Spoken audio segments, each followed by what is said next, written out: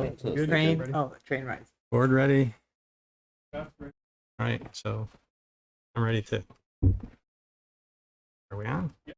All right, so I'd like to call the Town of Essex Selectboard meeting for Monday, August 1st, 2022 to order.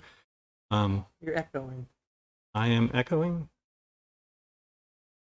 All right, never mind. Okay. Where am Sorry. I? All right, right at the beginning. Okay, so any agenda additions or changes from staff? None from staff. Any board member requests for changes? You good? Did we lose Kendall? No, there he is. You okay, Kendall? I assume so. Okay, so no agenda changes. Then we'll move on to public to be heard. Public to be heard is a time in the agenda where attendees can address the board on items that are not on the agenda. If you'd like to speak during public to be heard, you can raise your hand here in the room or use the raise your hand feature in the Zoom application, which is if you float your cursor down at the bottom where it says, you'll see a button that says reactions. If you click on that, it opens up the option to raise your hand. If you'd like to speak during public to be heard, please be civil, please be brief, please refrain from using inappropriate language and wait to be recognized. Also, like to ask that anyone who's attending remotely to keep their microphones muted and their cameras off to avoid distraction while others are speaking, unless you, and of course you can unmute yourself and turn on your camera if you are recognized by the chair. Okay, so having said all that, anybody who wants to speak during public to be heard? I don't see any hands in the room. I don't see any hands up online.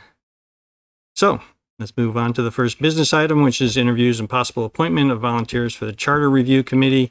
Do you want to have any kind of introduction first of what the Charter Review Committee is going to do? Sure. Oh, and I forgot to mention, I'm just realizing now, Bruce Post could go first. He had requested that. I think he has another commitment. Oh, sorry, just popped into my head. Okay.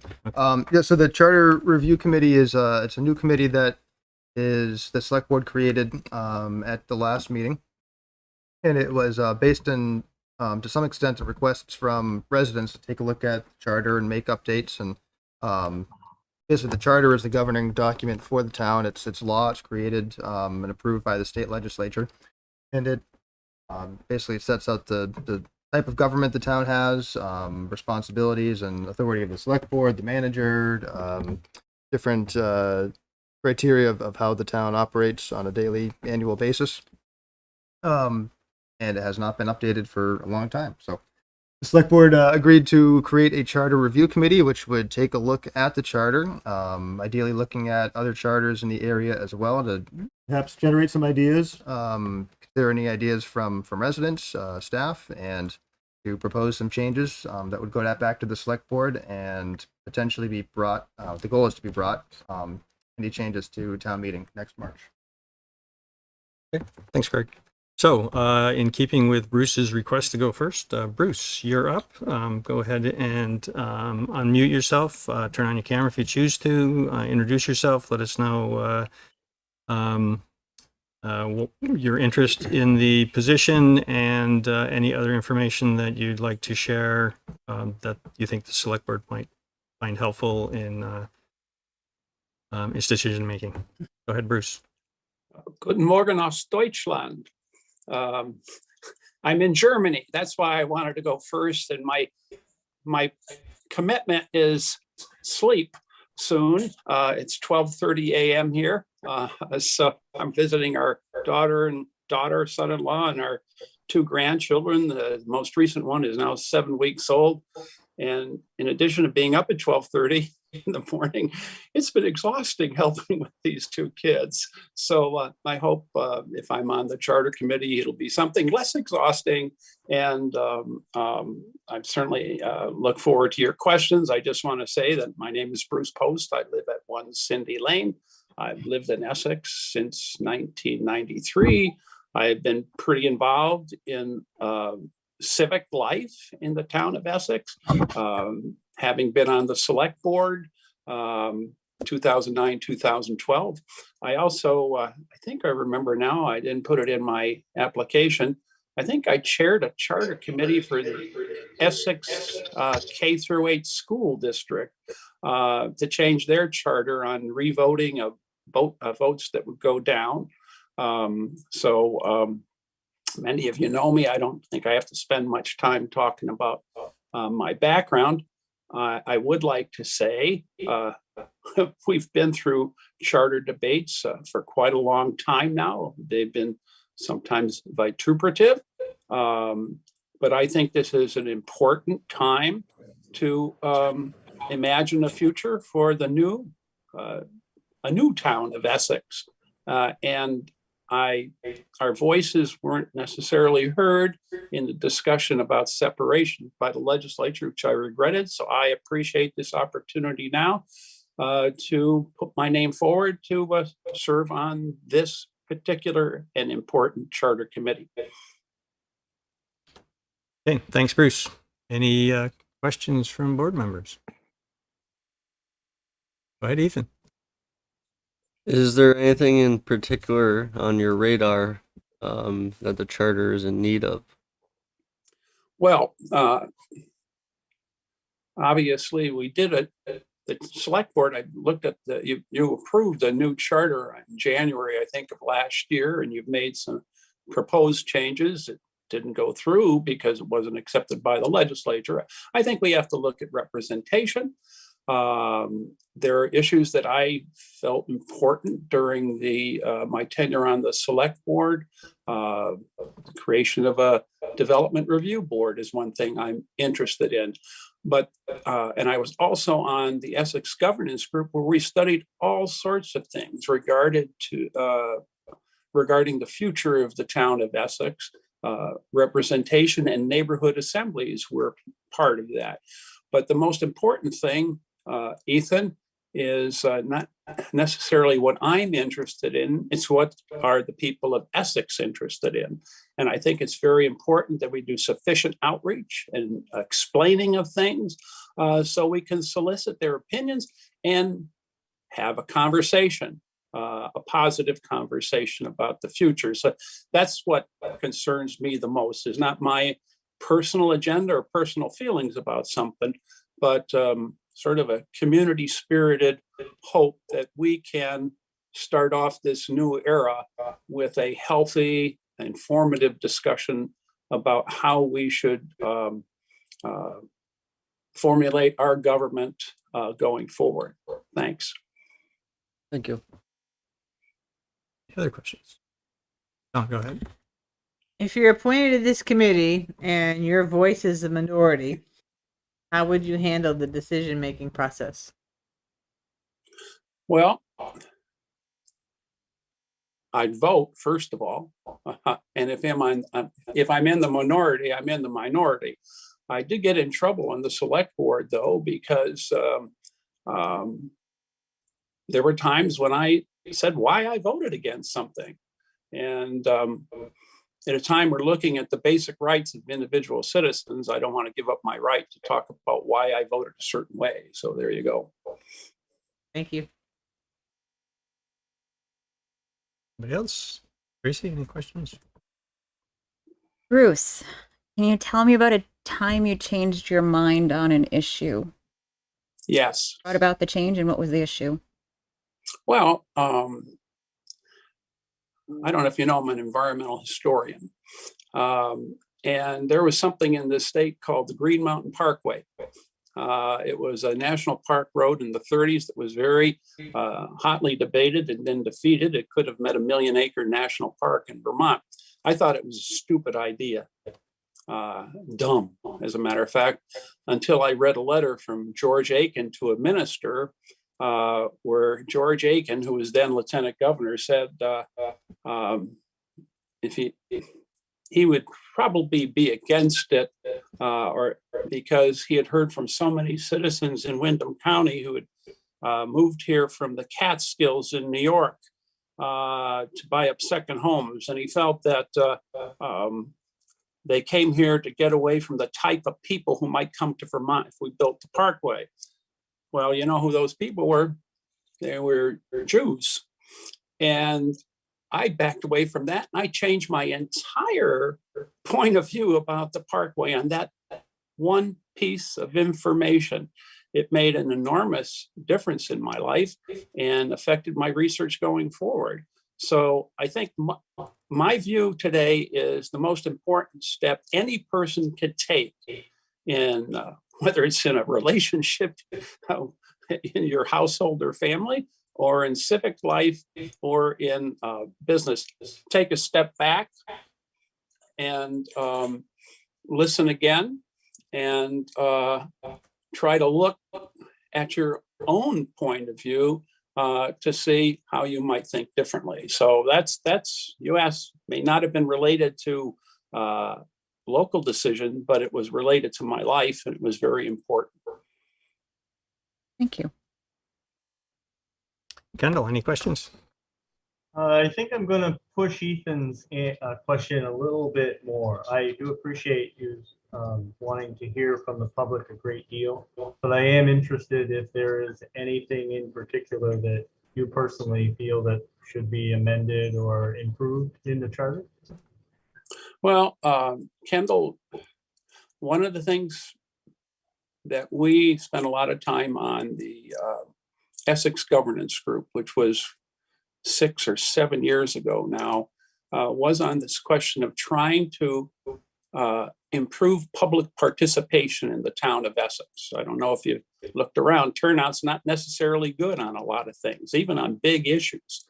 And I found when I was on the select board, I had a neighbor I didn't know very well. I live in the Tanglewood, Birchwood area, you know. There were over 150 homes. It's very treed. I didn't know this neighbor except at a party. And she came to me because some people on the street behind them were burning trunks of trees. Now, this is a suburban neighborhood, and smoking them out of their house that summer. And this is, you know, someone close to me. I felt a particular ownership of that issue as a select board member and as a neighbor.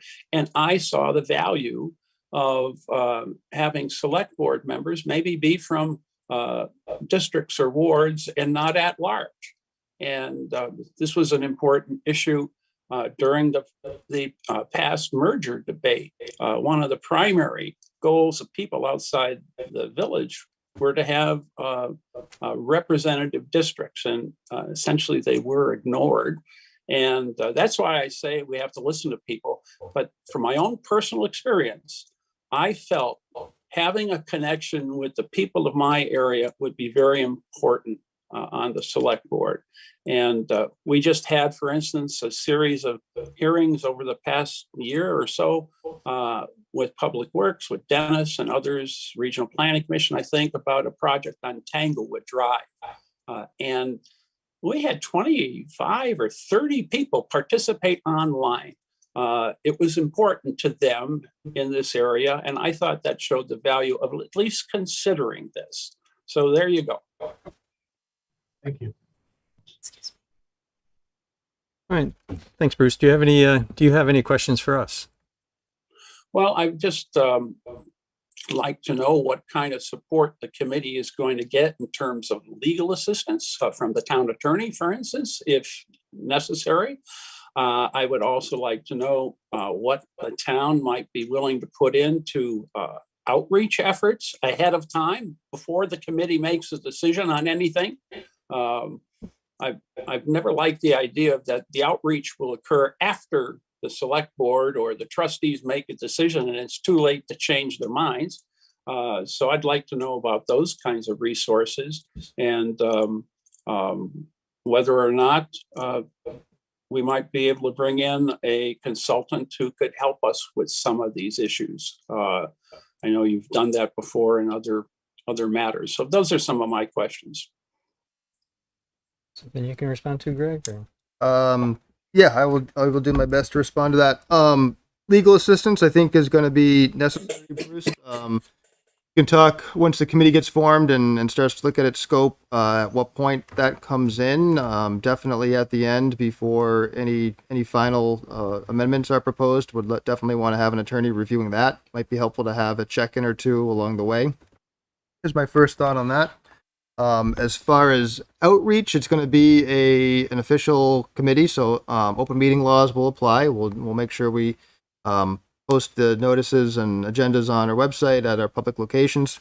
Beyond that, have to give it some more thought. We have a lot going on and only so much staff time and staff resources, so we'll definitely keep that in mind. But it is going to have to stay within some realm of reason. That's always the challenge of outreach and engagement, is that it's important and it takes a lot of time. So trying to find out the right balance and what else work might not get done if we, depending on how much outreach is done. As far as a consultant, we had not planned on that at this point. I'd have to take a look at the budget and see what money might be available and what might be there before committing to that.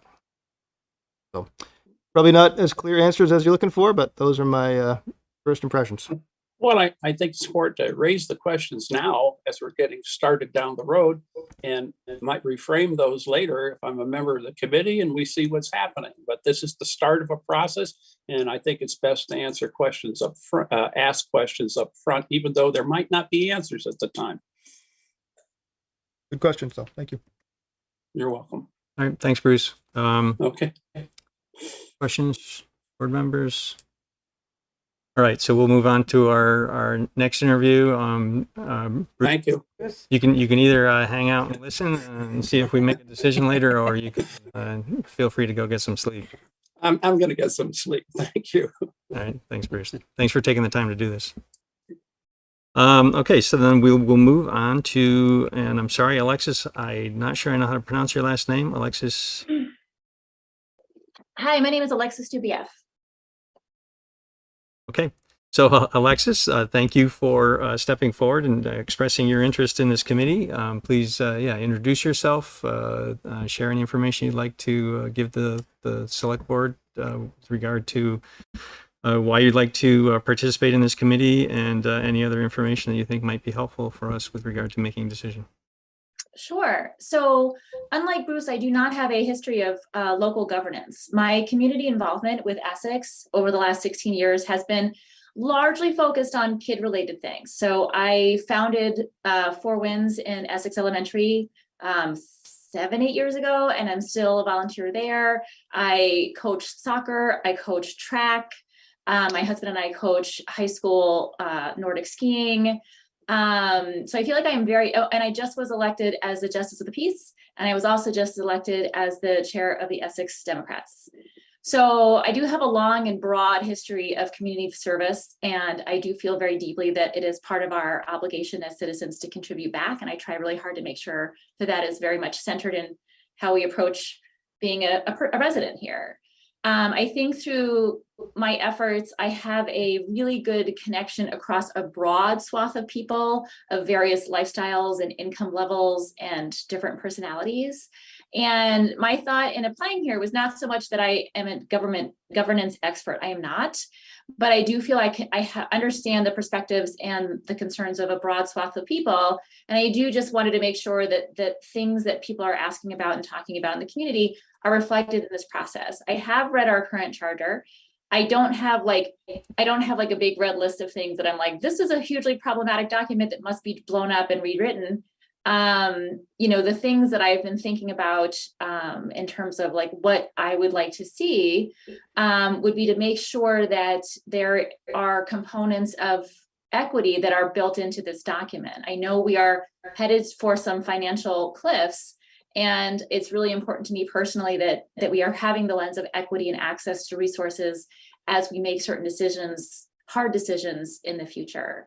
I do have a master's of finance and an MBA. I am a successful solo entrepreneur in Essex, and certainly I think have a lot of financial understanding to bring to bear. Not that that's specifically relevant to the charter, but that is my background and my professional history. Okay, thank you. Any questions from board members? Would like to go first? Go ahead. I have to rethink mine because she gave it an introduction. Well, it's it's part of the challenge of this. Is people get to hear listening to the prior interviews, right? I will say, I've read at this point 5 town charters. I'm not an expert. I am a researcher at heart. And I think the idea of looking around at other people's documents and seeing if there's things that we can leverage that would help make us a stronger organization and a stronger community is probably the approach I would take.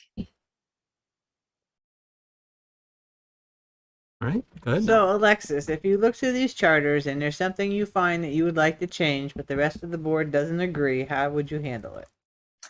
Well, I will say, I think over the years, I'm pretty good at convincing people of things. But if I made my best effort and no one was swayed, then I would have to accept that there was just not interest in pursuing what I had hoped to pursue. Thank you. Tracy? Sure. Alexis, hi. Tell us about a time you changed your mind on an issue. What was the issue and how did you go about the change? Oh, goodness. Well, I changed my mind a lot. And one of the things I've really, in my professional life, I've really committed to is following the data and going where the data leads, even if it's somewhere I don't like. And sometimes that means as science evolves, going, oh, what we thought was true is no longer true. And we now have to adapt to what the new reality is. So as an example, I am sort of a semi-famous baby sleep author. And I put out the first edition of my book. It was enormously successful, sold hundreds of thousands of copies. And then after 3 years, a new study came out that changed the baby's safe sleep requirements. And my book no longer reflected what was the current standard, even though I felt deeply that what I had put out was good quality and I felt very proud of it. I had to put in basically 12 months and thousands of dollars to rewrite it and reissue it, because it was very, very much important to me that I follow the data and I follow the science, even though it had changed from what I had believed when I wrote the book. That was a very, very painful and expensive process, but one that I felt committed to because that was my values, which was to make sure that we were reflecting the best information available. It was unpleasant, but I'm glad we did it. Great, thank you. Kendall, any questions? Yes, with your financial background, was there any one particular spot in our current charter that you found that could use some improvement that you picked up right off? No, I won't. Again, I won't say anything jumped out at me. I will say, again, as a layperson, I think I am highly educated. And I think I certainly, have a good reading comprehension skills. I do think the document is intimidating. And I do think something that might serve our community in the future, even if the full town charter remains a longer, more complex legalese document as is, to have a more simplified, accessible version, maybe 1 to 2 pages that people could really sort of digest more easily for the average person who maybe doesn't have the time or the interest to try to churn through a long document and understand the legal terms and the things therein. So that's not so much about the charter itself, but maybe an artifact for the future that would just be more helpful to improve the accessibility for people to understand their local government. Okay, thank you. All right. Alexis, do you have any questions for us, the select board? I wasn't clear just in terms of scope and time frame, sort of how long you would imagine this process to take, if there's like a deadline, what kind of the general time commitment you would imagine this involving would be. So the objective is to have something to present to voters at town meeting, which is the first Tuesday of March. So the backing up from that, from a calendar standpoint of when you have to do warning, warnings have to be made. It's the early January, right, that we would have to do have a warning. So the intent would be, I think, twice monthly. Is that what we're thinking? Twice monthly, warned meetings for the committee to work through whatever changes they'd like to propose. There's also, possibility of, having side work. Of course, each member or smaller groups than a quorum could be assigned to go look at things in between meetings. Okay, so about 5 months, maybe. Yeah. Like 10, 12 meetings. Right. It's the 1st of August now. If we appoint everybody tonight, then Yeah, it's pretty tight. Okay. Not looking for a wholesale rewrite. Yeah. It would just be like some addendums or modifications of wording, that kind of thing. Yeah, and you know, the Vermont League of Cities and Towns hired an intern many years ago to go through all of the charters, and there's reportedly a list somewhere of all of the unique things that any municipality has asked for in a charter that could certainly be reviewed. Yeah. So you don't have to personally read all. Yeah, great. However many charters there are out there. I used to know the number, but I don't know. Used to be 271, right? So no, not every town has a charter. If you don't have a charter, statute applies. So yeah. Okay, thanks, Alexis. Thank you, Alexis. Any other questions from board members or comments? Okay, thank you. We will discuss later whether to go into executive session to have a discussion about this, or we may choose to appoint an open meeting. But you're welcome to either listen through the rest of the meeting, or if a decision is made tonight, someone from the manager's office will contact you tomorrow. All right, much appreciated. Thank you. Thank you, Alexis. Okay, let's move on to Lauren Lehman. Hi, all. I'm Lauren Lehman. It's nice to meet you all. Nice to meet you, and thank you for stepping forward to express your interest in this committee. This is your opportunity to introduce yourself, to share information that you have regarding why you'd like to participate in this committee, and any other relevant information that the select board might use to help make a decision. Go ahead, Lauren. Thank you. So my name's Lauren Lehman. I have lived in Essex since 2015, but I grew up in Fairfax. So my metropolitan dream was always to live in Essex, the much more suburban populated area. I am a self-avowed nerd. An administrative law nerd, no less. I'm a lawyer for the state, and I work in professional regulation. So I work with professional boards in licensing professions. The mission of my office is to regulate only when there's public harm, and to do so with the lightest touch possible to protect the public. And I take that mission to heart because I think that draws the perfect line in what regulation and governance should be. My hope is to bring that knowledge, experience, and policy to this charter and to this town. So there are many values I think that our citizens, our town want to have embodied in our fundamental document. My hope is to gather feedback from all the valuable stakeholders, as Bruce acknowledged, as Alexis stated, to get their insight and what they think are the most important changes to our charter that'll impact us most in the coming years, and to try to evaluate that and have public comment, but also looking to what other towns have done in Vermont, nationwide, best practices, the data, and incorporate that in a very holistic, comprehensive manner into our document. I have reviewed it. As Alexis said, my volunteer experience of I'm a parent of 3 young kids as well. T-ball, I am a coach extraordinaire of 4- and 5-year-olds, and I volunteer with 4 Winds in the school. So that's my limited volunteer experience with the town, though I do follow the politics closely, and view meetings when I have the opportunity after the fact, and participate in just listening.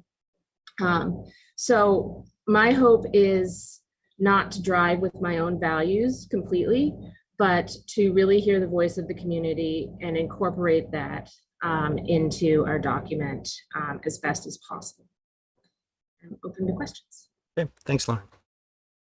Questions? What are some ideas you have about outreach and getting more involvement from the community if you were on this committee?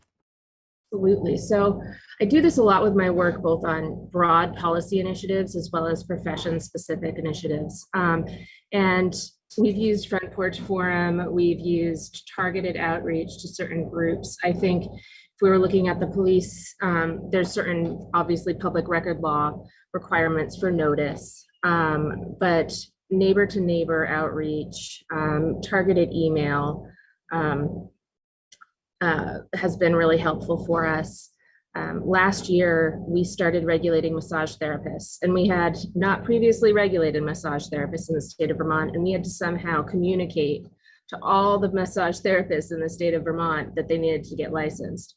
We worked with the corporate database. We worked from the Secretary of State's office. We worked through Google, just down and dirty Googling massage therapist. In a smaller town like this, I think pamphleting works to some extent, talking with your neighbors, going to Uncommon Coffee, reaching out to colleagues, that more one-to-one helps a lot. And perhaps I bring a bit of naivete in that one-to-one as well, because I am not a select board member. I have not done town local politics. I've worked more on the state broader level, but I hope bringing my experience from that stakeholder engagement and that kind of rallying the troops will translate into this environment as well. Thank you. If you decide you would like to see a change in your voices in the minority, how would you handle that situation? I would marshal my troops. I'd bring out my best argument. I would, my arguments would be based, in my opinion, is often based on what others have done, what I think my values hold. Of course, I would express what my position would be, but I'd also acknowledge, here's the best argument, here's the legal argument, here's what the stakeholders want, here's what other towns have done. And then at the end of the day, if you disagree or we're gonna be, that rogue element, then let's do it. Let's do it the best, and then we'll figure out the best way to do it. That'd be my response. Thank you. Tracy. Hello. Can you tell us about a time you recently changed your mind? What was the issue and what brought about the change? Sure. So I changed my mind pretty much daily at work. I start as an attorney, as a general counsel for the office. I'll start with kind of a basic opinion, but then I need to inform that opinion. Trying to think. Most recently, I started off thinking, just having what had happened was the way I was reviewing something was based on historical evidence, and I was not aware that there had been updates. And so once I was able to look at the more modern data on it, to look at the way things had changed, I was able to be more accommodating to a licensee who needed a waiver. And so I was able to look at the updates to the law, the intent of the legislators, the need, the policy need, the threat to the public, and all those overwhelming policy concerns, weigh them together and move forward in a way that I went from, no, we don't waive that, to sure, okay, this makes sense here, here's the foundation for it. But I do need solid evidence and solid research, or at least some toehold to hang on to before I change my mind 180. I do like to know, I do need to be persuaded. So. Great, thanks. Kendall. Well, I'm willing to bet that you have looked at our charter in great detail with your attorney's eye. So I would be curious to see what you might consider the most pressing need for change in the document currently. Thank you. Thank you, Kendall. Yeah, it's interesting. I'm in a similar boat to Alexis. I've read other charters. I've read our charter. I don't see anything that jumps out at me as outrageous or egregious. But I haven't really spoken to the town, and I haven't really spoken to the public about what, or to you really, why this has come up. Why have we decided? Is it simply because of the separation that we're looking at this again, or are there other pertinent and pressing issues that you want to address? And so I really am open to and hoping to incorporate the thoughts of folks around who see a need for change and revision. Thank you. Okay, Lauren, do you have any questions for us? I think you just asked one. Why is this coming up again? Yeah, no, it's been a question for me. Yeah. So it kind of got triggered when a member of the public asked about recall provision, because there's no recall provision in general Vermont statute, but there are several towns that do have recall of elected officials in their charters. And so that was what started us thinking down the path of, well, the individual who brought this up was discussing the possibility of coming back with a petition with language for a charter change, which would give the petitioner control of the language. So we were thinking that we would try You would to address it from the other side, and also look to see if there's anything else that should or could be addressed in parallel. That was the. That's very helpful. And yes, I'm aware you want to, as a town, especially you want the broadest public input possible. You don't want one person writing your charter. And it really, and to Bruce's question, you know, I'd be happy not to, I cannot advise the board or the committee on how to act legally, but I can provide a legal insight into what other towns are doing and incorporating feedback on that. So as a pitch for myself, I think it's right up my alley to kind of collect what other towns are doing, put it out there for public comment, what best practices are, and what we're seeing elsewhere. And is that something we want to incorporate through that process? Right. Great. Thank you, Lauren. Thank you all. As I've said to others, we'll after we complete the interviews, we'll have a discussion about whether to go into executive session, or we may appoint an open meeting. We'll see where that goes. But again, thank you for stepping forward and for taking the time to talk to us. All right. Thank you all. I appreciate it. All right. Yep. Take care. And again, you're welcome to stay for the meeting, or you can. I'm gonna hang till bedtime. I've got 7:30 is bedtime, so I'll be here till then. Okay. All right. Thanks all. Okay, moving on. Margaret Smith. So, something I meant to say at the beginning of the meeting: if you come up to speak at the microphone, don't touch the microphone. I'm just saying that. I'm not. I meant to say that earlier because we sometimes have. No, you didn't say it. People grab the mic and move it around a lot. Go ahead, Margaret. So, Margaret, introduce yourself. Hi. Tell us why you'd like to participate in this. Yeah, my name is Margaret Smith. I live on Alder Lane. I've lived there since 1984, but I've lived in Essex Town since 1974, when I started teaching in the Essex Town schools, which I did for 32 years. I raised 2 children who went through the Essex Town schools, and now one of them lives in Jericho with my 2 granddaughters who are 6 and 8, so I get to spend time with them, which is a lot of fun.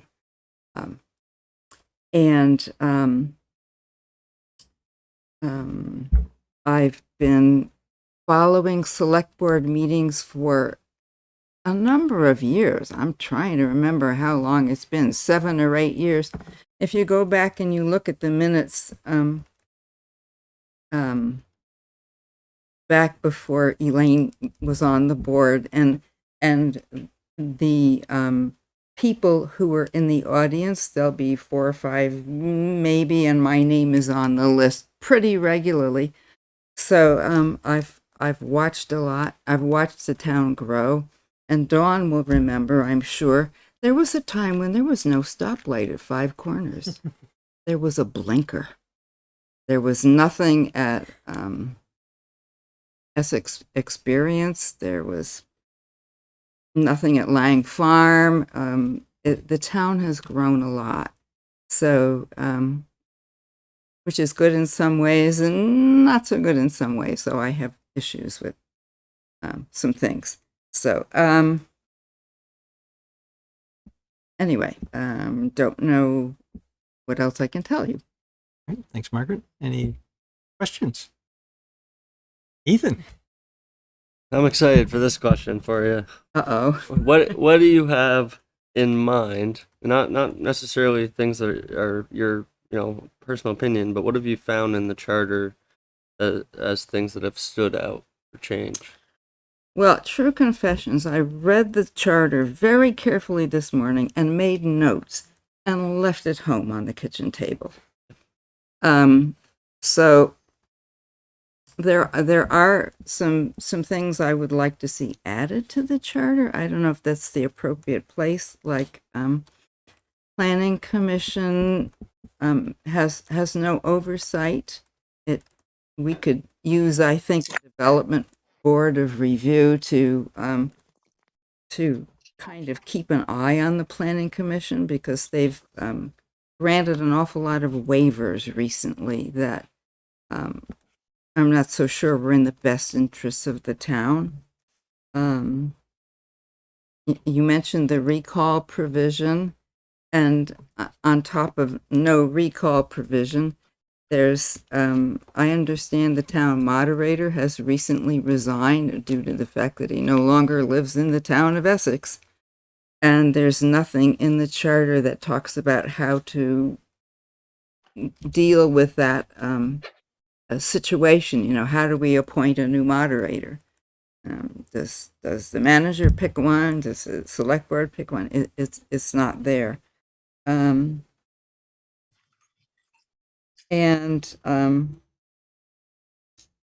you know, I remember there were some minor tweaks, the things that I had looked at in reading the charter, but I have to go home and look at the charter again. I have not read 5 charters like some of the other folks who are applying, and I don't have Bruce's great depth of experience in governmental issues, and but I did spend a lot of time sitting at school board meetings and faculty meetings and dealing with budgets. So, you know, I've been to a lot of meetings in my life.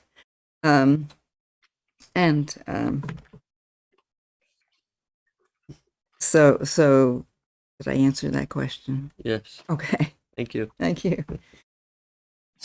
And so, Yes. if your voice or something you want to see put into the charter is in the minority, how would you handle that situation?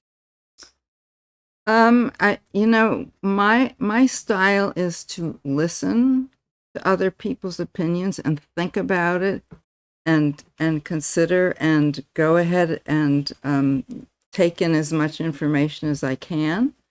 And if I still didn't agree with the majority, I would not hesitate to vote no.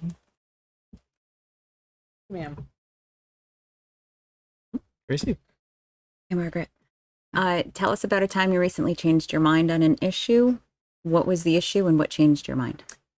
I don't know how recently this is, but I was thinking about that question.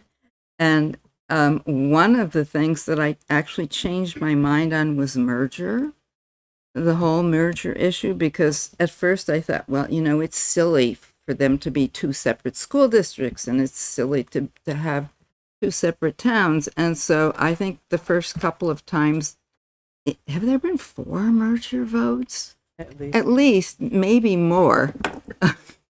Yeah. And the first couple of times I voted for merger because I thought that made a lot of sense. You know, we're basically really close in a lot of ways. And then as I watched select board meetings and I watched people involved and you know, I was in favor of the 3+3 charter change provision, which got brushed aside due to COVID and the legislature's just being too busy to do anything. So it didn't happen. And the junction folks trying to push through a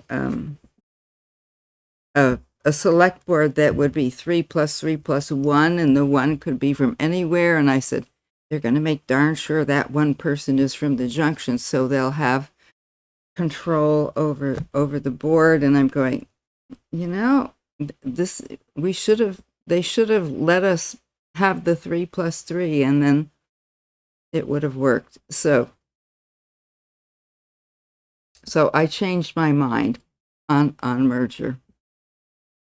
Great, thanks. Thanks. Kendall, any questions? I'm trying to think of one. Can you remember anything that you wrote down on your list that you were going to bring to the meeting that was worth mentioning? Well, this is maybe an answer to another question that I'm maybe going to get, but I was thinking in terms of outreach, and I was remembering a documentary on public television where the people went house to house and did house parties. I call them house parties. They're not really parties, but small gatherings at people's houses to communicate information. Musicians call them house parties, and they come and play and people gather. And because I have some old copies of the Essex Reporter, and there were really some excellent in-depth articles, and we're not getting that kind of coverage of town events. So the house parties would, I keep calling them that, would be a way for people to get together in small groups and talk about what what's on their minds. Perfect. That's exactly the question I was going to ask. Thank you. Okay. But I think we should try and bring back the Essex Reporter. I don't know how that would be possible, but I have my old copies and I look, oh yeah, this was a really good article. Sorry, I'm babbling on. Okay. So Margaret, do you have any questions for us, for the select board or for staff? Well, I think the last person, Lauren, said, time commitments, Right. and a couple meetings a week, hopefully, Or a to month, a get month. done by. A couple of meetings a month. Not- Pardon? A couple of meetings a month. A not month, couple- sorry, week, not yeah, a yeah, week. yeah. No. A month, with a deadline of December, maybe. Yeah. So that would have been my question. All right. Thank you, Margaret. Okay. All right. So, okay, moving on to our last candidate, Charles DeBone. Yeah. Come on up, introduce yourself. Let us know why you'd like to participate in this. Okay. Any other information you have that might want to share? My name's Charles Tabon. I live on Forster Road. We moved into Essex about 14 months ago, so I haven't been here that long to know all the inner workings of things. We're still trying to settle in. My son lives in Milton with my granddaughter, so that's kind of the motivation that to have us move from where we were. When I saw the ad in Facebook for this, I was like, well, this is what I do all day long, is reorganize, restructure, and clean up documents. And it was funny that Greg said in the beginning how this hadn't been updated in a long time. And that's what my first take on this. When I read so a document like this doesn't get updated that often, and it needs to be cleaned up. And I'm very good at organizing and restructuring data. I have excellent computer skills, because this is really what I do all day, is just reorganize and restructure and create documents. And I thought that, that I could be a big help with that. And now that my kids are older, I'm not having to sit with them all the time, and I have more time to maybe put into the community. We love Essex, and I would hate to see anything happen to it. All right. Thank you. Any questions from board members? Ethan, we'll let you go first again. I was going to ask you the question I asked everybody else, but you haven't been here very long. But I have another question I was thinking of was, how are you working in groups? And can you give me an example of something that you put together in a group setting? Yeah, I'm excellent working in groups. I mean, it's like just today I was in a meeting that I was originally called into the committee because of my PowerPoint skills. And all of a sudden now I'm like one of the key players in this committee at work. I feel a little awkward talking about work subjects publicly, but because of the way I can listen to people and see other people's points of views and draw all that data together, that makes me very useful on committees in that regard. Thank you. I Oh, have go two ahead. questions. Have you read the charter? I've read most of the charter. I've gone through, I downloaded it, put it into a Word document, reformatted it so I could go through it. That's my first question. And my second question is what I've asked everybody else. If your decision is in the minority, how would you handle that? Basically, this happens. It happens often. Everybody gets together to do something, and I'm very good at it. I'm very blunt with expressing myself, not in a rude way, but I'm going to say the things. If I think it's on somebody's mind and it's on my mind, I'm going to say it. And then if it's not the popular opinion, then we vote on it and we move on. That's all there is to it. This is Essex's charter. It's not Charles Tabone's charter. And that's the important thing to remember, is that we're bringing people with different skill sets together to create this document and revise it. And in the end, it's the document that matters. Thank you.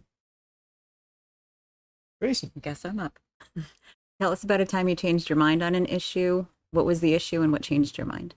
Okay, well, this afternoon, I changed my mind on an issue. I mean, these aren't all huge issues all the time when we change our mind, but I was putting together a document for a senior manager, and I presented it to him. I called him up. We started discussing it, and during the discussion, I realized that that what I had put together wasn't really the proper format for what he was trying to do.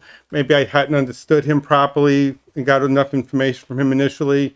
So basically, I just this afternoon redid the whole document. We pushed it through, and everything went great. And it's really not a big deal. I'm also an artist, so you work for the client. So you have to try to keep in mind, it's always, what does the client want? What are they looking for? And you have to be open to listen to that and understand that they're not always going to like what you do the first time, and that you have to try and find that medium of what's proper and then what do they need. Right, Kendall. Any questions? When you went through and reformatted the document, probably made it more readable and easy to present. I'm curious to see if you found anything that really stuck out as far as a way that you could make it more accessible to the average person to read it. Well, I think the document could be 2 or 3 pages shorter than it is now. I didn't go through it with that eye, but initially I went through it.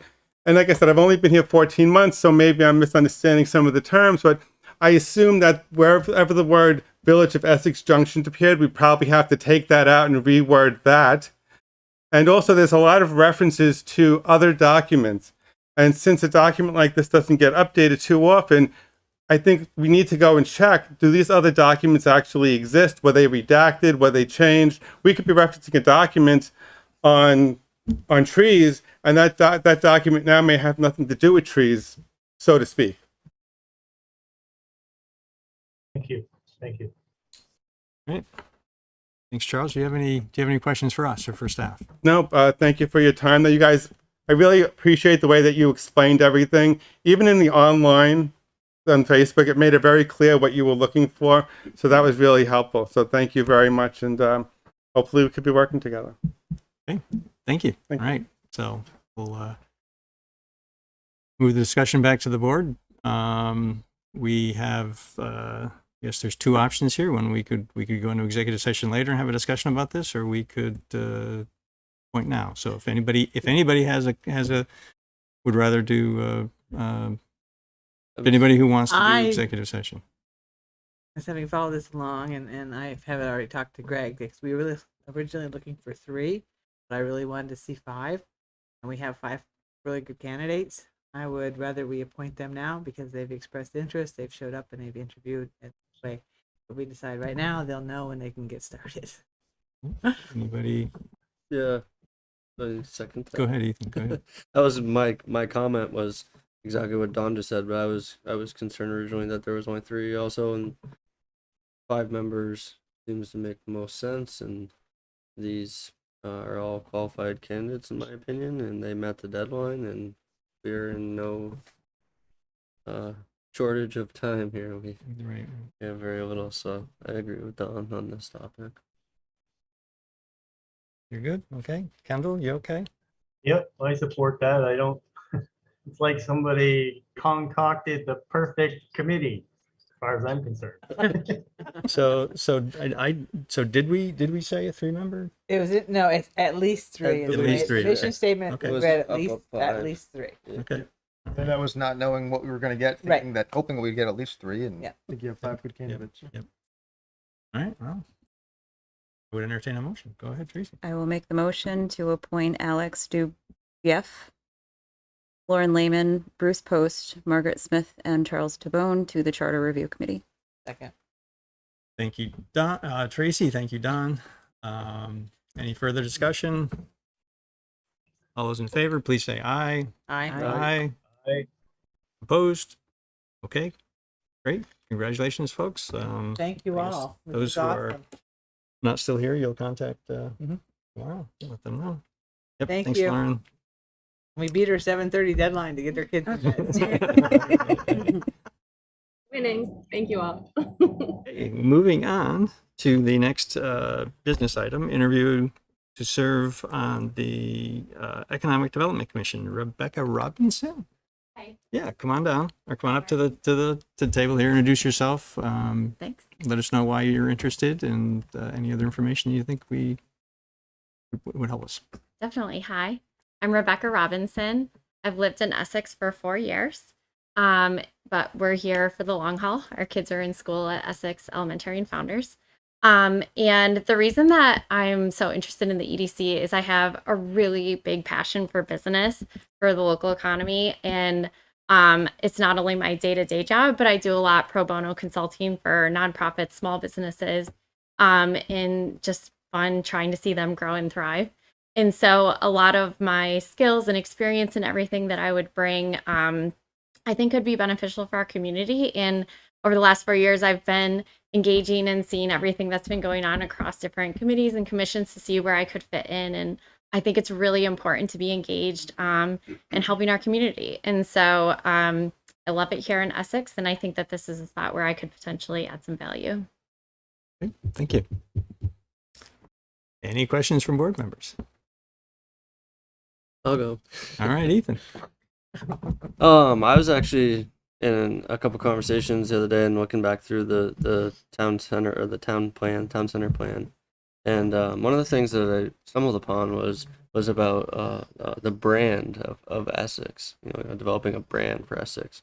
I was reading through all your experience and everything, and I was just wondering now, hearing that you've had 4 years to enjoy Essex and probably many years before, but do you have like a general idea, and it doesn't have to be just your idea, but like of a brand that would be fitting for the business development in Essex?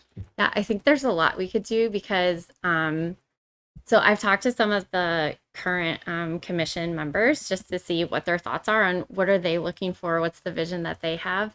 And I know that there's been a few different programs that they've tried throughout the years, and it looks like they're starting to potentially rebrand like Out and About and some of the other pieces for our community and our businesses. I love, again, like local businesses, so I go all the time to a lot of them, and I've been talking to some of the owners just on my own for fun. And so I think that there's probably like twofold things that we could do, but I would want to see more around what are the current plans, a little bit more details on them. And what I would want to see is like, one, how are we bringing our business community together more? And then how do we bring that to people who are local consumers or people who would want to go to those businesses? So it kind of like consumer facing for the business front. But then also a lot of businesses, especially with COVID, there's a lot of struggles with the cost of living, the high increased costs, labor shortages that we're dealing with, and finding ways also for some of these businesses to help support them as they're looking at how do I fill labor spots where I still have issues? How do I deal with the high cost of living? So it's almost like one front for the people who live in Essex and bringing people in to enjoy our businesses, and a second front, which would be about how do we make sure that we're attracting the right labor, we're attracting people into Essex to continue to support that business too, but doing it in a really sustainable manner, because there's a lot of things that can be done in the short term, but might not be the best for our community long term. And so I think balancing that is also really important. Thank you. Don, you have a question? Well, she kind of answered what I was going to ask her. So, But I'll ask my usual question anyway. If there's a conflict on the board and you're in the minority with your answer, how would you resolve it? So the way that I approach it, and I'm in these situations all the time at work, is I look at the situation. What's the problem we're facing or the issue potentially? Where is everybody coming from? So understanding where all the opinions are, really listening to everybody, and then taking an approach that is both data driven, it's non-emotional, it has to be calmer in understanding everything. And then looking at, what are the insights? What's the data? What are decisions that we've looked at before that could potentially help this? And then how do we go from there? And if, we can't come to a general understanding, then there's also a time where you say, okay, we've made then the best decision we can as a group. And if there's an opportunity down the road to revisit, then we would go and revisit it in the future. Thank you. I'm going to switch it up a little bit. Since you did mention that this is sort of an intersection of your professional life as well, just curious about how you handle conflicts of interest. So part of the reason that I'm really excited about the EDC is because my job is outside of Essex, and all of the things that I've actually done, both from a pro bono consulting for small businesses and nonprofits, is outside of Essex. So there's really not a conflict of interest. And I always am very aware of making sure I'm not going into a situation too where there is a conflict of interest. Or if it is, then what I would do is I would make sure everybody knew exactly about it. And I would either withdraw myself from the issue at hand or make sure that I then wasn't a decision maker, etc. So even when that's happened in the workplace where maybe I had been asked to be on an interviewing committee, but one of the people has actually worked for me, I'll make sure that I actually let people know right up front, I'm going to withdraw myself from this one because there could potentially be a conflict of interest. Great, thank you. Kendall, any questions? If you were appointed today and you had 1 month to come up with a hot button topic that you felt was the most important issue to address, what would that topic be? So I think one of the big ones right now is the labor piece that we need to help solve with our businesses because of everything that we've dealt with within COVID within the business community. I think that helping make sure that staffing's there, and then people also have a really good environment that they can work in is a really important one. And I know there's a lot of businesses in our community that are dealing with that. So that would be one I'd love to understand. But then also the fun side of how do we drive awareness of all the amazing businesses and stuff that we have in Essex. That would be the other piece that I would want to dig into more of how can we help support them? So one more serious, I think, that is really impacting businesses and making it really tough. And then one that would be more of the fun and how do we really engage people with our community. Thank you. Okay, thanks, Rebecca. Do you have any questions for us or for staff? I don't at this time. Thank you so much for interviewing me. Okay, we have 4 candidates that we're considering for 2 positions. So I think we're likely going to go into executive session later to discuss. And if we come to a decision, someone from staff will let you know. Okay, sounds great. We'll probably let you know either way if we don't make a decision because we've been this decision for this particular commission's been taking us some time to work through. So. Okay, sounds good. Yep. Thank you. Yep. So if you don't hear, it doesn't mean you're not still being considered. Okay, great. Thanks. All right, thank you. Okay, moving on to the next agenda item, I'm going to hand the gavel over to Tracy since my name is on there.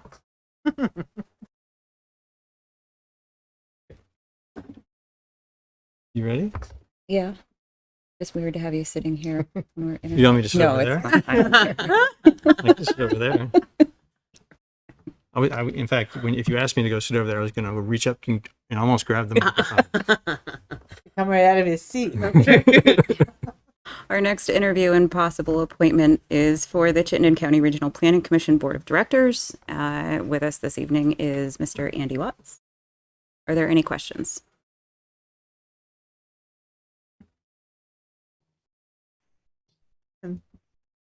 Why am I always first? You usually have the question ready. I was just finishing up my notes from my God. You don't have to ask all the questions. What do you hope to accomplish by joining this? Um, so, I guess it's to bring the needs of Essex to the regional entity that does the planning. I mean, I've lived in Vermont almost 40 years, and I remember being amazed when I moved here that there was really no such thing as county government. And that's really kind of what, a big piece of what the Regional Planning Commission does is it's an entity of the state that essentially does countywide governance. And so that's what, I'm looking to try, to be that voice for Essex, to put our needs forward and also, look at the bigger community. Front Porch Forum, Darren puts out those, development thing happening in your neighborhood kind of thing. And I read all of them. And people are always amazed. How did you know that was going on? I said, I don't know. Why don't you know what's going on? But I know, I really enjoy seeing that bigger picture. I'd like to contribute to it. I'd like to take Essex needs into that. I got mine. I had it written down in my notes. So I'm gonna take not your guys' question, but I used it in my own structure. Was as a now largely rural town in a very developed county. How do you expect to, I don't know how to say this right away. How do you expect to be able to work with the parts of our town that are very rural and the parts of our town that are developing, and keep the beauty of Essex that a lot of other towns don't have in the county setting? If that makes any sense. Yeah. So I don't think we're the only rural section of the county. And so I would, first I would look to town staff to say, these are the things that we really want to keep. And I've told town staff many times that I'd really like to bury all the power lines on Route 15 so that we have a nice view of Mount Mansfield as we're driving, east from here. In our scenic corridor, since we call it a scenic corridor, we might as well make it scenic. But I think I would certainly, take input from town staff very seriously around that, around from the community development folks as well, from community members, and also there was another place I was going and I lost it, but and other communities that have similar areas that we have. There are it's a very diverse county. Kendall, any questions? Oh, I think the chair should be on the Regional Planning Commission. I think that'll be a boon to Essex. Thank you. Well, I was going to ask what your understanding of the role is, but you already articulated that.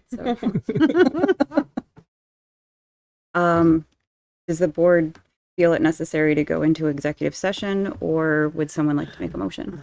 Madam Vice Chair, I would like to make the motion that we appoint Andrew Watts to the board. Second. Thank you, Don. Thank you, Ethan. Any further discussion? Yeah, just one comment. I'm going to go ahead and vote. Because I can, just to let you know, right? Fine, yeah. I can vote. Absolutely. Yep, That's And- fine. Do you have a question for yourself? No.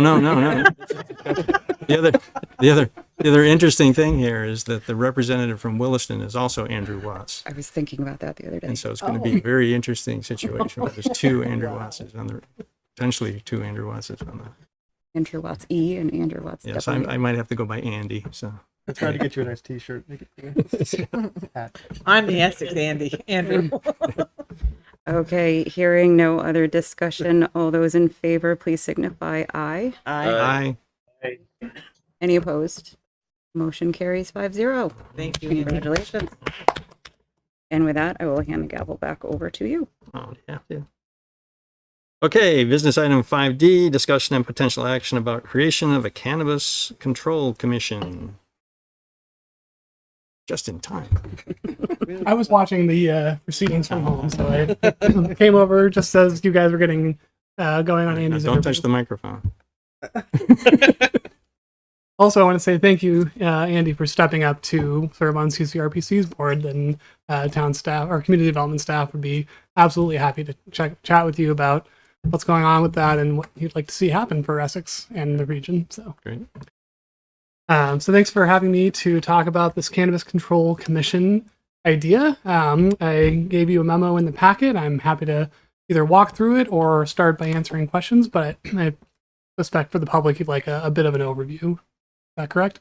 Mm-hmm. Great. Yes, please. So, going back to the very beginning in 2020, the legislature passed a law legalizing recreational cannabis, marijuana, pot, whatever. The technical term is cannabis. And through that, it was basically setting up this entire industry in Vermont, which is regulated very closely by the state.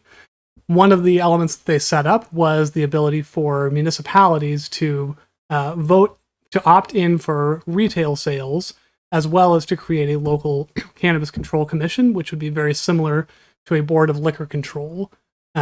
Whereas liquor control boards are required in every town, cannabis control boards are not required to be set up. It's an option. And they have a fairly limited purpose and authority, which is to issue local licenses strictly in accordance with criteria relating to local regulations. So not any of the state cannabis control board's rules, but only things like municipal zoning and municipal nuisance laws and signage laws. So that is sort of the decision before you, is to decide whether to set one of those up in Essex. And I'm happy to walk through some of the details of how that would work if you're interested. But I will say that staff's recommendation is not to set up a local cannabis control commission, because the state has a fairly extensive amount of regulation on cannabis establishments, whether it's retail sales or cultivation or manufacturing and processing. They've also very specifically limited municipal authority in this matter, so it seems more like a rubber stamp process, and the only potential benefit would be that the town could act possibly a little more quickly to shut down an establishment that was in violation of local rules, but we already have processes set up in our zoning ordinance and our town ordinances to deal with violations of those. So it seems like an extra layer of bureaucracy that doesn't necessarily benefit the community in any way. That said, happy to answer questions and happy to discuss what that would look like in Essex. All right, thank you. Yeah. Hi. Saw Tracy's hand first. Hey, Darren. So question, not having a cannabis control board does not prohibit the planning commission from still implementing zoning that would encompass cannabis. Is that correct? Absolutely correct. Okay. So the planning commission can, and the select board as well, has control over zoning ordinances that apply to all types of businesses. And the state has been very clear that any type of municipal regulation has to be equal and fair to cannabis as it does to any other type of business. So absolutely, any local rules apply to cannabis just like any other business. I have two. So zoning has actually come up with the rules as far as where it can go and the distances and all that. I haven't seen it. Mm-hmm. I don't know. That's my fault because I didn't look in the right place, or it hasn't come to the board, or what. Yeah, and I think to make sure we're on the same page, there can't be a separate use for a cannabis retail establishment, right? It just falls under the retail establishment. Correct.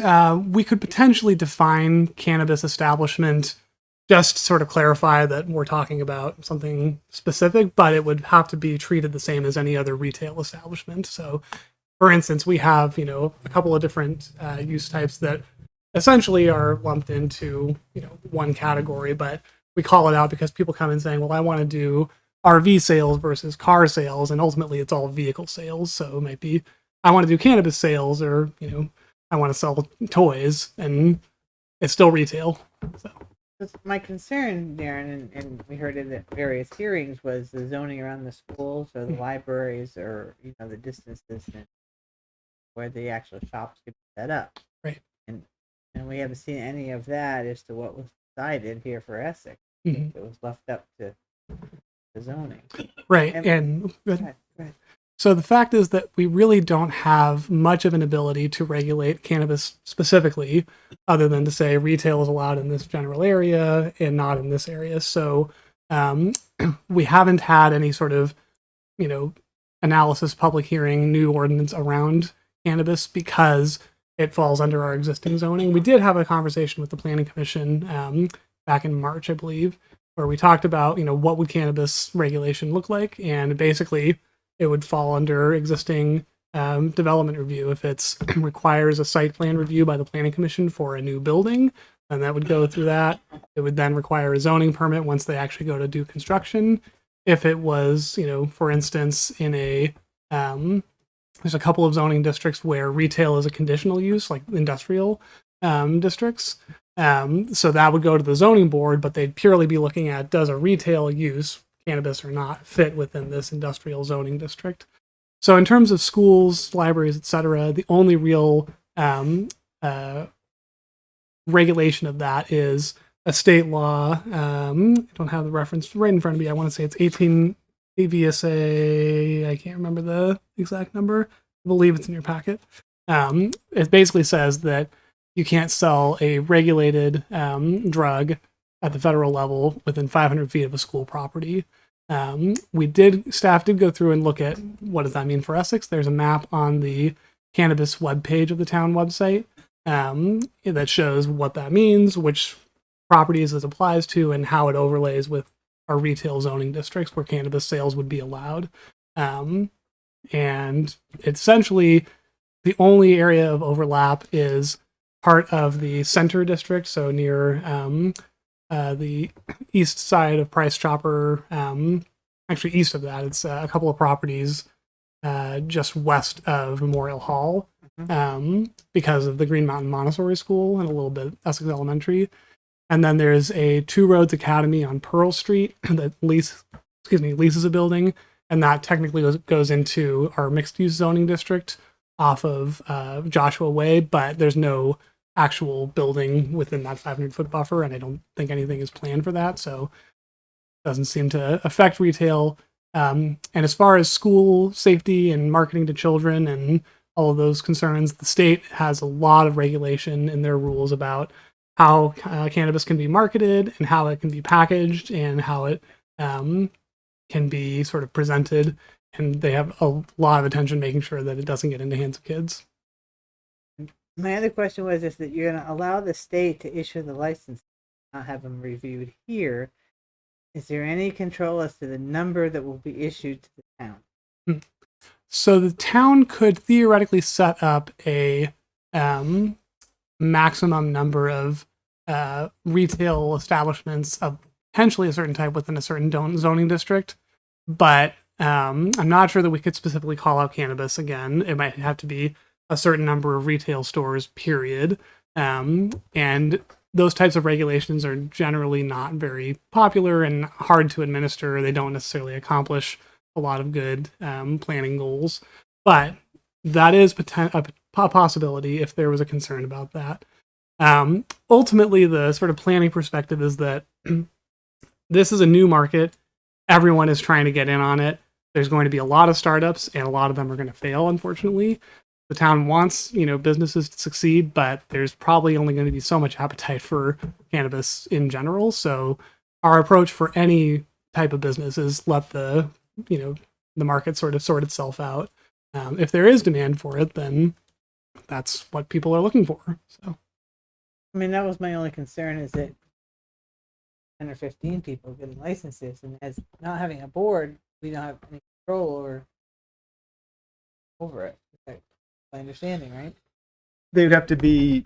We couldn't control the number of licenses unless you go the route Darren said, but there'd be. Otherwise, the control is based on where can you have retail. They'd have the same signage requirements that any other business would have. We have regulations about colors of signage, size of signage by zoning district. But the state would really have the authority as far as enforcement and compliance with the state regs. But as far as limiting the number of establishments, saying where they could go, it would just be normal zoning regulations. And that wouldn't change with the Cannabis Control Board. Because the town wouldn't have the authority to specifically limit the number of licenses for cannabis. It would have to be a zoning regulation that passes muster in the normal wet manner. Okay, thank you. Any other questions? Go ahead. Try and word this right away, but and excuse me if I say this wrong, but is there any, and it's not, and to discredit, is there any reason for this solely other than to stay on top of the information ahead of anyone else, because there's going to be nobody really paying attention to it on the town level? So I want to make sure I understand the For the intent. for the Essex's Cannabis Control Board, I mean, Yeah.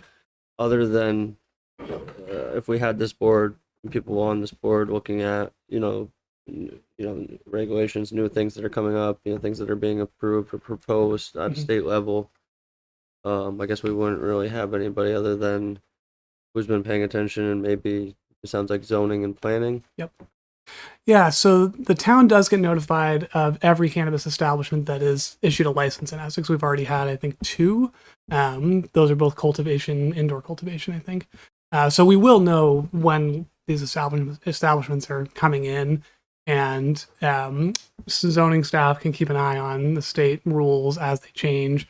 At this point, there's a lot in motion, but once things sort of settle out, there probably will be minor things that don't necessarily have a bearing on Essex and what's going on here. But if there were an issue that came up, we'd definitely hear about it through zoning. We get inquiries all the time from residents about, this business is doing something. We're not sure if they're allowed to do that, or, oh, what's going on, that location. I see some construction happening. So we would definitely bring to you any issue that comes up that needs your attention. It would probably go to the Planning Commission first as a issue that we've seen and needs to get sorted out.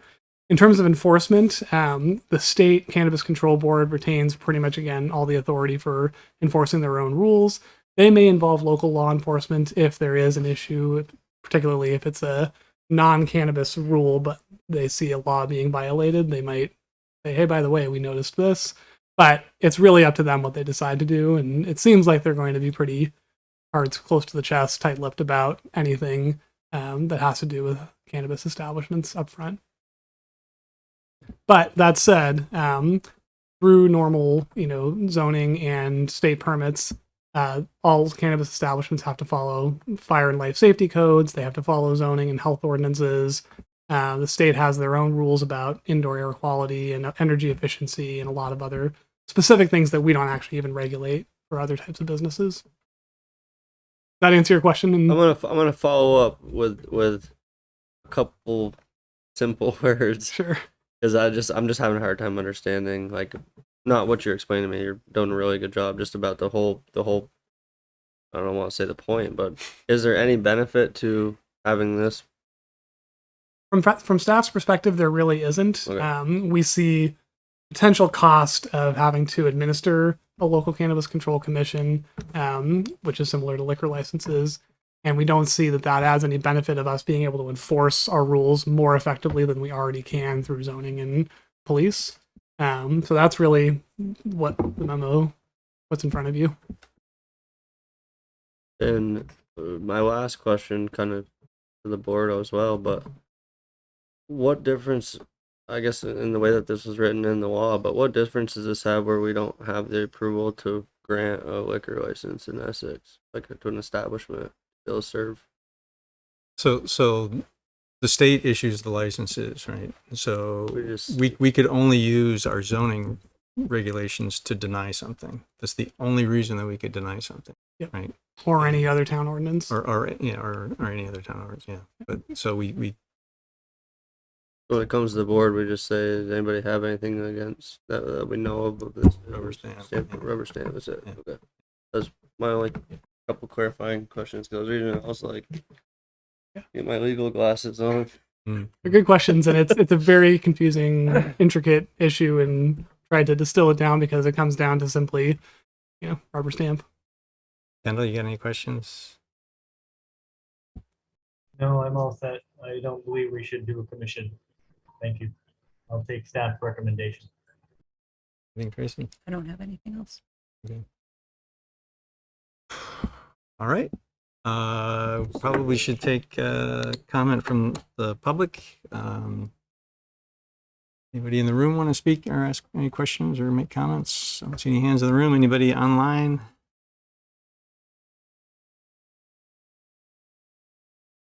Okay, I'm not seeing any hands raised. So, anybody want to make a motion? Make the motion that we accept the recommendation of staff and not establish a local cannabis control commission for the town of Essex. Thank you, Don. Thank you, Ethan. Any further discussion? Those in favor, please say aye. Aye. Aye. Aye. Opposed? Okay, motion passes 5-0. We have actually Darren's got a question. Darren's got his hand up. we phrased it in the negative and we voted in favor of it. Actually, not supposed To accept the recommendation. to accept the recommendation. works. Okay, there we go. All right. I do want to make one clarification that, as I said, this is a very new set of rules and a new industry, so things will probably change, and it's possible that the ability for towns to regulate this may change. So if that does happen, and we see a benefit to having a local cannabis control commission, we will bring that to your attention. All right. So I want to put that out there that this isn't necessarily forever. Yep. All right. Great. Seems- Great. Thanks, Darren. Thank you for all your hours of watching Yes. all the. The moving target, but it's good stuff to know. Thank you. Okay, we'll move on to business item 5E, discussion and potential action to approve language and place the creation of Chittenden County Communications Union District on the November general election ballot. Is that you, Marguerite? Me. Hmm. Yes, so as the memo states,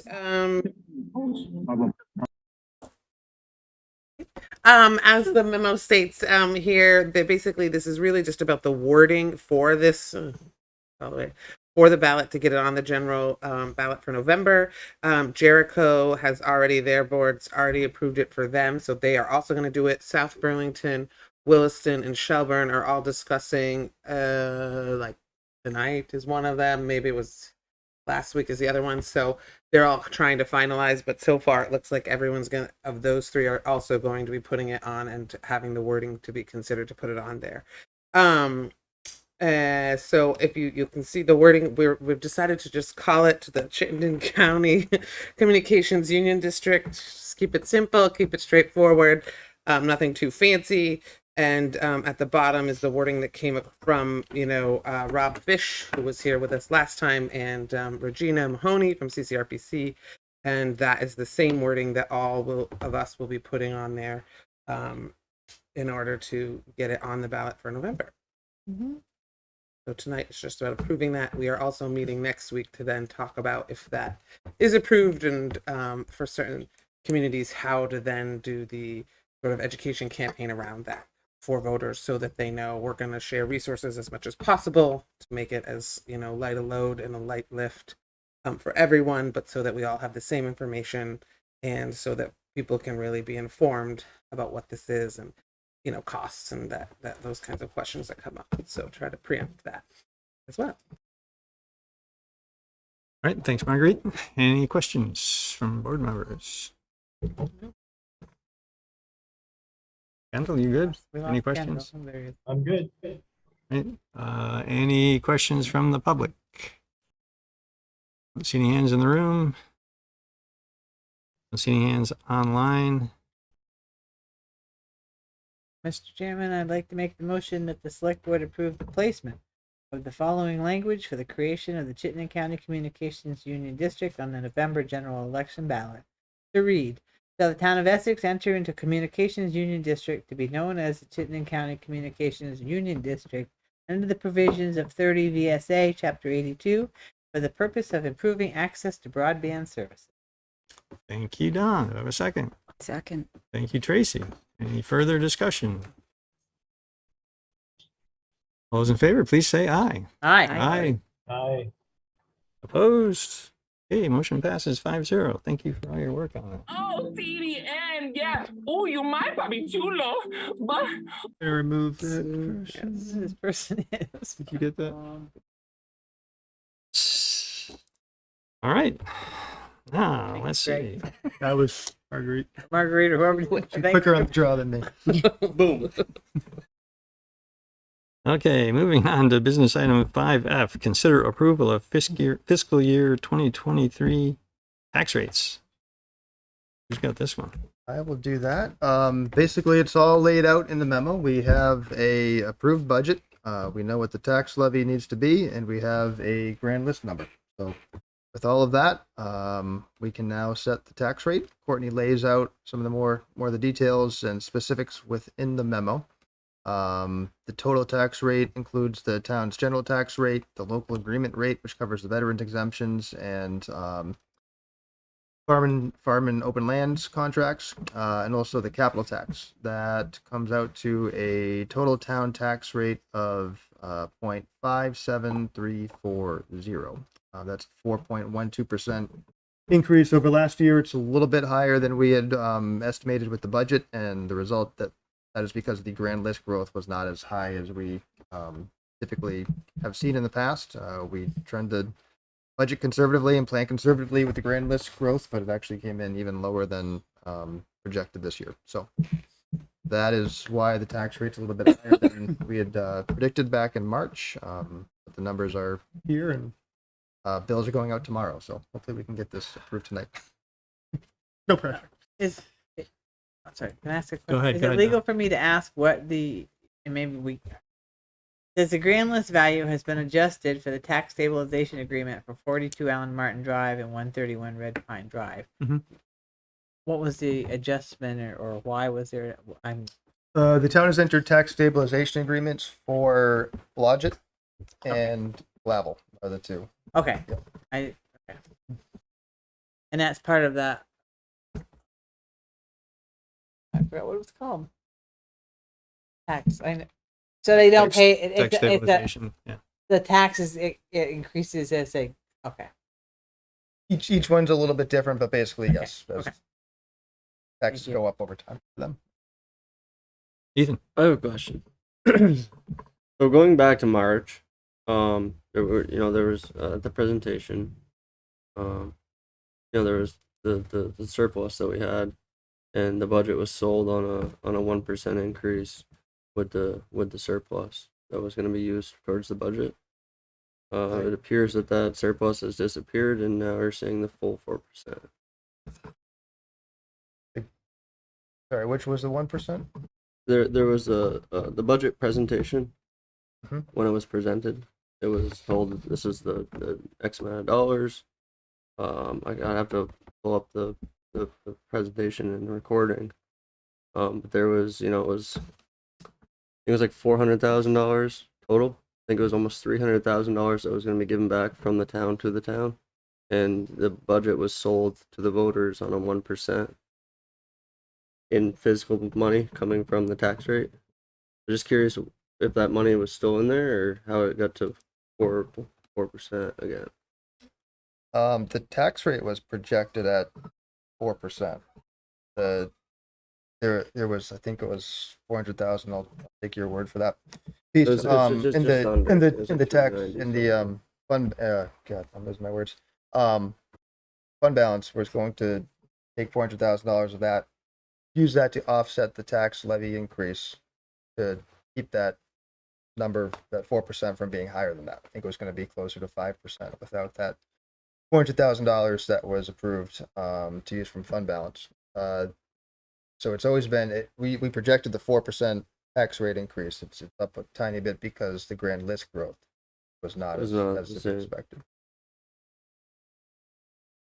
Is there any numbers on there as to like what we prepare it to be as every year, and then what it came in as? Like, what do we expected our growth to be every year? The grand list? Yeah. I don't think it's in here, but we typically have been. No, it's not in here. Sorry. We typically have been in the 1.25%, 1.5% range of grand list growth. We usually budget 1%, 1.25%. Again, trying to come in a little bit below that. This was a slow year. I want to say the town itself, that outside of the village, was probably right about 1%. The village was about 0.75%. So with that, it came in just under that 1%.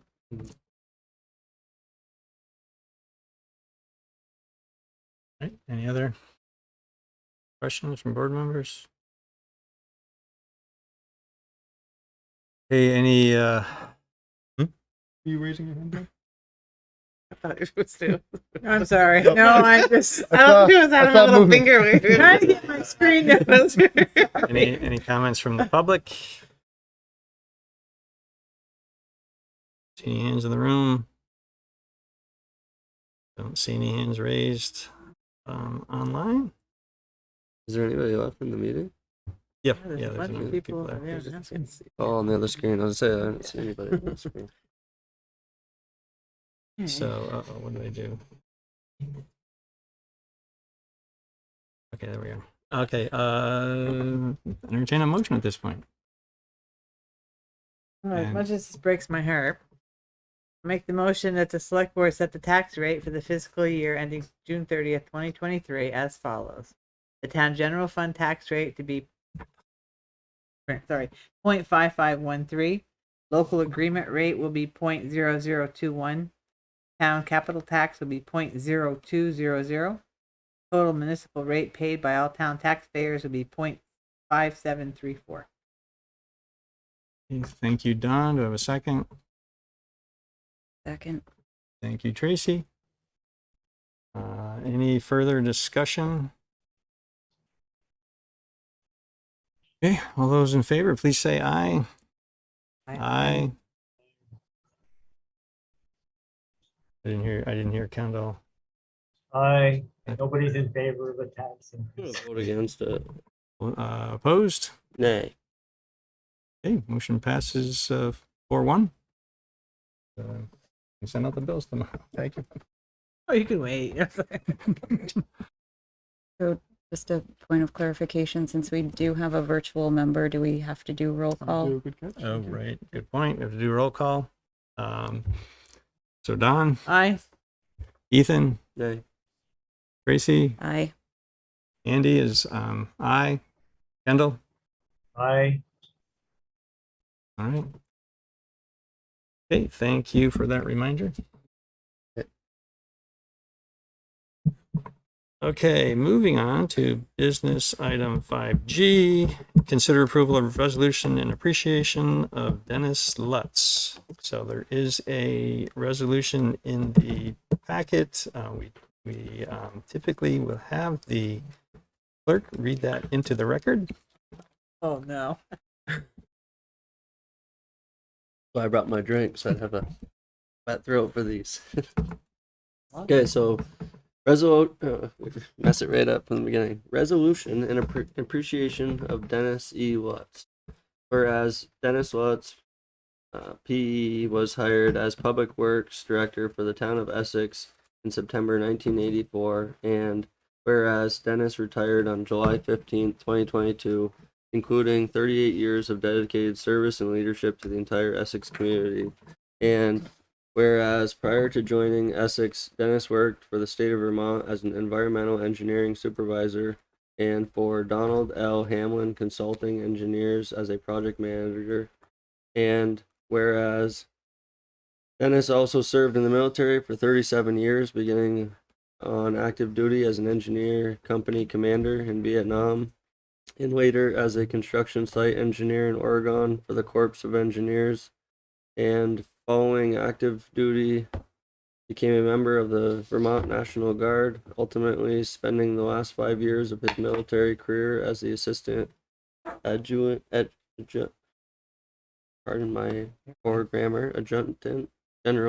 for the Vermont National Guard. And whereas Dennis's major military awards include the Legion of Merit, 3 Army Meritus Service Medals, the Army Commendation Medal, the Vietnam Service Campaign Medals, and the Silver Order of the Defleury Medal by the Army Engineer Association, and whereas when Dennis began work as the Town of Essex Public Works Director, he had 6 employees and 5 trucks. He has since doubled the department's resources and expanded the services that the department provides to make the town of Essex a sustainable and desirable place to live, work, and visit. And whereas Dennis created and updated the town's public works specifications, comprehensive road management plan, and winter operations plan, and whereas Dennis took great steps to improve water quality in Essex and the surrounding area by adhering to the town's National Pollutant Discharge Elimination System, NPDES, Phase 2 Small Municipal Separate Storm Sewer System, MS4, general permit, creating a chloride monitoring program, reducing salt application, recommending the creation of and then serving on the joint stormwater coordinating committee between the town of Essex and the village of Essex Junction, and hiring the town's stormwater coordinators. And whereas when working at Donald L. Hamlin Consulting Engineers, Dennis designed and constructed the town of Essex wastewater system. Then as the Public Works Director, managed the system and served on the Tri-Town Sewer Committee, thereby reducing sprawl and ensuring safe treatment of waste. And whereas Dennis developed the current capital planning and budgeting process for the town and has been the key individual coordinating large projects from all town departments, the select board, and the community, identifying needs and developing projects based on cost estimates and priorities. And whereas Dennis sought and obtained numerous grants to minimize the cost to the town to pave streets, upgrade water and sewer lines, make improvements to stormwater systems, expand the sidewalk network, and more. And whereas Dennis has always treated residents, business owners, customers, and coworkers with respect and honesty. And whereas Dennis has supported community events such as Green Up Day and Touch a Truck. And whereas Dennis has mentored many employees, interns, and students. And whereas Dennis is a lifetime member of the American Society of Civil Engineers and has remained active in numerous professional associations, including the American Public Works Association, American Water Works Association, and New England Water Works Association. And whereas Dennis is an elected Champlain Water District Commissioner from the city of South Burlington, and whereas Dennis was appointed by the governor as a commissioner on the New England Interstate Water Pollution Control Commission, and whereas Dennis has been named the Public Works Director of the Year by the Vermont Highway Association, and whereas Dennis has received the American Public Works Association Distinguished Service Award, now therefore be it resolved that the Select Board, on behalf of the staff and citizens of the town of Essex, hereby extend our most sincere appreciation to Dennis for his 38 years of dedicated service to Essex, the state of Vermont, and the United States. Phew. Well done. Yeah. Not sure I've ever seen a resolution quite so long. Anybody have any comments they want to make? Kind of a no-brainer not to accept it. Any comments? Just to plug, there's a dedication ceremony for Dennis, renaming the Public Works facility after him, which is the Select Board's decision and honor that you're bestowing upon Dennis. That is happening on Wednesday at 3 p.m. So if you can attend, open to the public, we'll have some refreshments. So it's at the Public Works facility. Right where the sign's covered up. Yeah. Starting to leak through it. Yeah. We'll pull it off on Wednesday. Yeah. All right. Any public comments?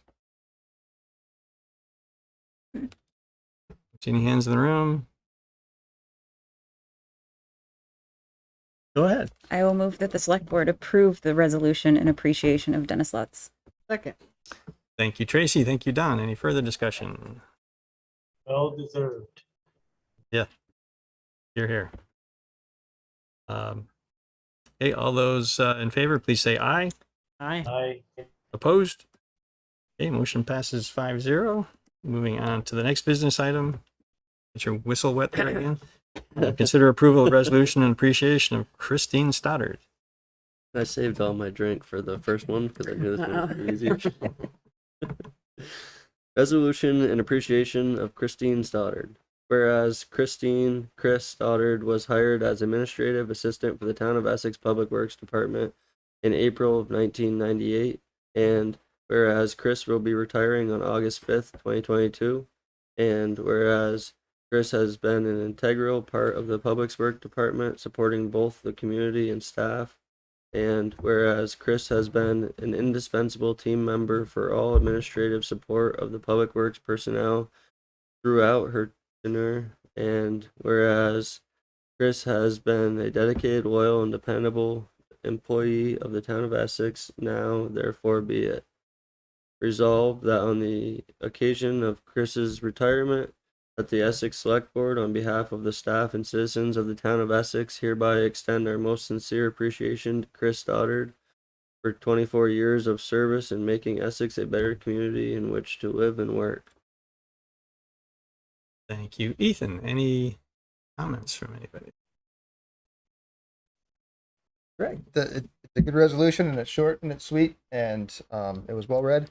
I just want to give a thanks to Chris. I know she doesn't necessarily get the accolades and the publicity that Dennis does, and probably don't hear her name nearly as often, but she is just as integral into the running of that department, and she has been an absolute asset to the Town of Essex for the time that she's been here, and she will be missed. Just want to give her that shout out because I know she doesn't always get the recognition that probably doesn't actually want, but She's always upbeat no matter what crisis comes along. Thanks, Greg. Any other comments? Ethan? Comments? Oh, no. Any public comments? Folks are quiet tonight. I make the motion that we accept this resolution as presented. Ethan was going to do it. Oh, I'm sorry. Go ahead. I thought he was tired from reading. Make the motion that the Select Board approve a resolution in appreciation of Christine Stoddard. Thank you, Ethan. How's that? Thank you, Don. Any further discussion? Well deserved. Once again, yes. Okay, all those in favor, please say aye. Aye. Aye. Opposed? Okay, motion passes 5-0. Thank you very much. Next two business items are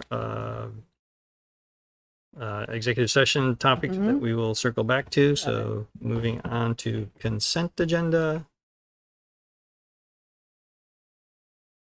I make the motion we accept the consent agenda. Sorry, Andy. Thank you, Don. Second. Thank you, Tracy. Any further discussion? I have just one question. I didn't get an answer to the question I sent to you about the warrant. To who? To me? Oh, to him. I think I wrote back, but it was at the very end of the day, so Okay. you maybe not have seen it, but let me find it. I can make it in public. My question was the rental fee for parking. 81 Main, and I didn't know what that was. We pay the lease annually. It's The strip of land behind the building here belongs to the condos over there. The fence is far enough over that we rent that space for employee parking during the day. So the amount in the warrant, that's once a year then? Yes. Okay, thank you. You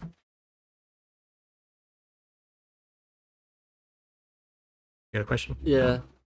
I'm just gonna throw it out there because it was a question that I had with this, and I gave it to Greg with like 2 minutes to not even have time to even think about it. But I just thrown them both. Well, one of them I didn't even ask, but my only question was about the price of the kilowatts from the Sandhill Solar, and then my second question was, and this is just an educational question for myself, so I'm sure you guys have the answer for me, but when we see a bill like the Champlain Water District storage tank come through, and it's come out of the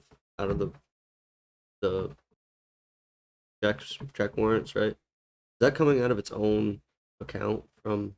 Okay, I figured, but I was like, it hurt to ask, right? So that was my only other two things I had written down was about leasing a skid steer and roadside mowing for future budget talks. Yep. And the Sand Hill Solar, if it, I want to confirm this and double check it, but if it is what I think it is, town entered a contract about 3-4 years ago. We get a large amount of our energy from, I'm pretty sure it's Sand Hill Solar. The contract is that we get it at about 88% of the market rate. They're net metered, they get credits, they sell the credits to us, we buy those credits at a reduced rate. Skid steer, you're not the only one who had the question, so I'll answer it anyways. Basically, we take on a case-by-case basis all of our equipment, whether we lease, whether we purchase, whether we lease to purchase. It's kind of a whole big algorithm of, you know, how heavily used is that equipment, what's the wear and tear on it, what are our expectations of ongoing maintenance, does it make more sense to wrap that into a lease agreement where the firm that we're buying or leasing from does the maintenance versus us on staff. Sometimes we can lease for a while and then own it outright and have it for a few more years. So skid steers is one that we have decided to lease. Can't tell you specifically exactly why or when the decision was made, but that was the decision as part of that whole calculus as to that landed on lease this piece of equipment. And yes, it's part of the budget discussion, and every time we have a new piece of equipment that's getting towards the end of its life, we have that discussion too. I got one last question. I know you probably have an answer to. I'm just looking at the rest of my notes, but the Essex Junction Cemetery Association, is that now a city organization? Are we in? So it's still in our. It's still in our. Got this final transition year. Okay. There'll still be that funding will still come from the town funding, but beyond in FY24 that line item won't be there anymore. Awesome. Perfect. I knew you guys had the answers, so I brought them up. I'm sure other people are reading stuff too. Yeah, no. All right, so we have a motion that's been seconded. We've had a bunch of discussion. Any further discussion? They get Kendall's face back up here.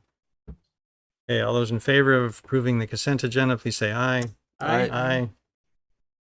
Opposed? Okay, motion passes 5-0. Reading file. Any board member comments about anything? I want folks to take note of the memo from Greg talking about FY24 budget goals. I know we also need to tie in the discussions about the community discussions that we're having with regard to our financial future.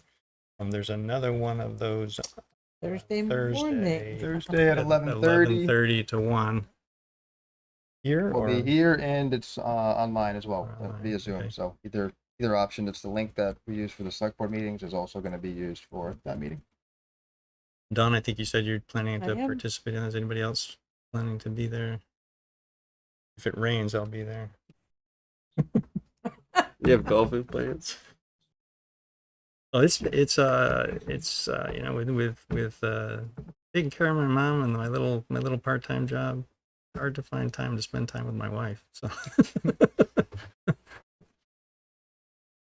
So, the other thing I wanted to mention, I actually got a postcard about this today, and it was in an email that the Vermont League of Cities and Towns Town Fair registration has opened. It is there's a early bird rate if you sign up before August 31st. It's in Killington. It's a 2-day thing. We do have the opportunity to appoint a representative to the annual meeting. And so I think at our next meeting, we need to make that appointment. And also, and I don't know what, from a budget standpoint, whether we'd want to, who we'd want to send or whether we want to support sending. I have an interest in going. I just assumed it was going to be you anyway, so that was fine with So me. we can talk about that next time. So bring that up. Anything else? National Night Out is tomorrow. National Night Out tomorrow, right? Thank you for that reminder again. I'd like to offer congratulations to our state champion team. It doesn't happen all the time. That was a heck of a game. Little League. Little League. Oh, 10 to 12 year olds. very cool. Poor Andy. Missed it. The 10 to 12-year-olds are going to Rhode Island. Yeah. Oh, wow. Wow. Or what? I think it's the minus COVID. It's the third stretch in a row that they've made it. And last year they were one game short from being on the TV, in the big TV in the national. Yeah. Mhm. So or it wasn't last year. It was 2 years ago. Pretty cool. All right. So we have 3 different executive session topics. Okay, I move that the select board enter into executive session to discuss the proposed public official appointments in accordance with 1 VSA section 13A and 3 to include the town manager and the deputy manager. Thank you, Don. Do I have a second? Second. Thank you, Tracy. Any further discussion? All those in favor, please say aye. Aye. Aye. Aye. Opposed? Okay, motion passes 5-0. I move that the select board enter into executive session to discuss the evaluation of a public officer in accordance with 1 VSA sections 313A and 3 to include the town manager and deputy manager. Second. Thank you, Don. Thank you, Ethan. Any further discussion? All those in favor, please say aye. Aye. Aye. Aye. Aye. Opposed? Okay, motion passes 5-0. One more, I think. And I move that the select board enter into executive session to discuss the evaluation of an employee in accordance with 1 VSA section 313A3 to include the town manager and deputy manager. Thank you, Don. Do I have a second? Thank you, Ethan.